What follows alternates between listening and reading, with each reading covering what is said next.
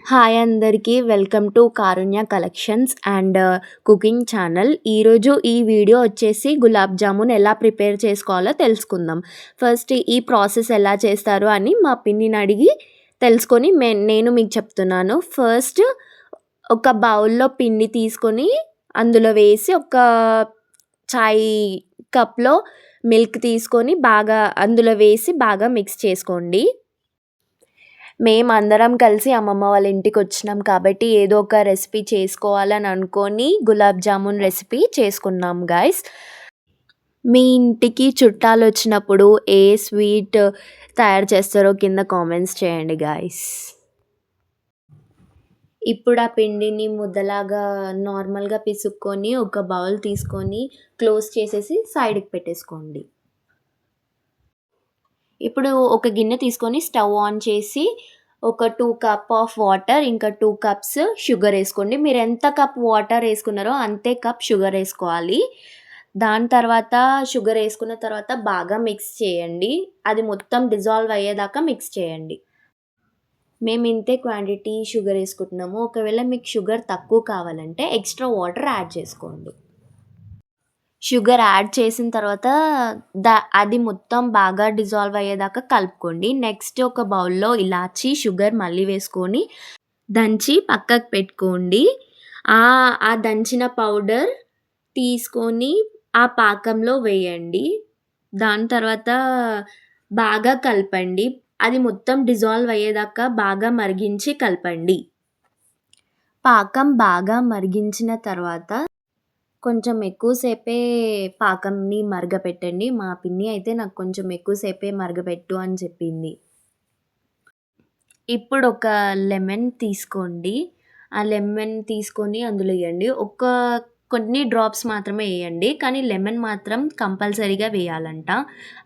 Few drops అయితే 100% వేయాలంట. ఒకవేళ lemon ఎయ్యకపోతే మనకి పాకం అనేది చాలా గట్టిగా అయిపోతదంట. లెమన్ మాత్రం అస్సలు స్కిప్ చేయకండి.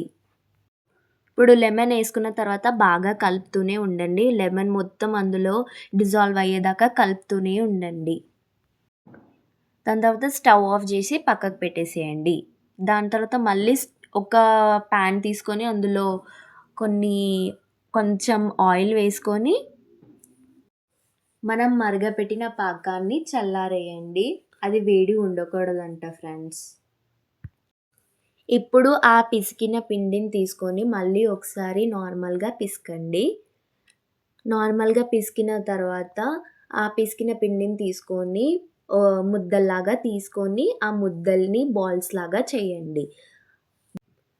బాల్స్ కొంచెం చిన్న సైజులోనే చేసుకోండి. ఒకవేళ మీరు పెద్ద సైజులో చేసుకుంటే మీరు వేగించిన పాకంలో వేస్తే ఆ బాల్స్ అనేవి విచ్చుకపోతాయి. కాబట్టి మీరు కొంచెం చిన్న సైజులోనే చేసుకోండి.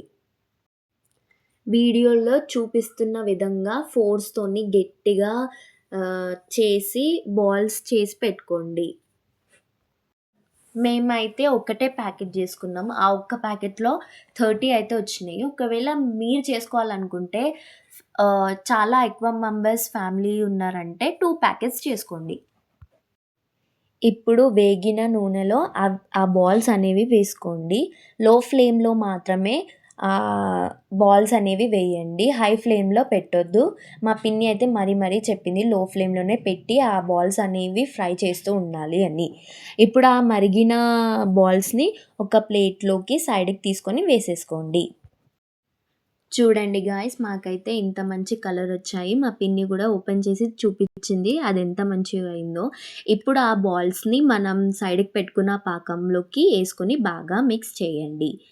దాని తర్వాత ఒక 2 అవర్స్ దాన్ని ఒక సైడ్‌కి పెట్టేసేయండి. పెట్టేసిన తర్వాత గులాబ్ జామున్ రెడీ అయిపోతుంది. సో, ఇప్పుడు మా రెసిపీ ఇది. ఒకవేళ మీకు ఈ రెసిపీ నచ్చినట్లయితే మీ ఇంట్లో కూడా ఇలాంటి రెసిపీ ట్రై చేసి ఎలా వచ్చిందో మాకు కామెంట్ చేయండి. సో, ఇప్పటికైతే ఈరోజు ఇది. ఈ recipe. Thank you so much for watching this video. Like, share and subscribe.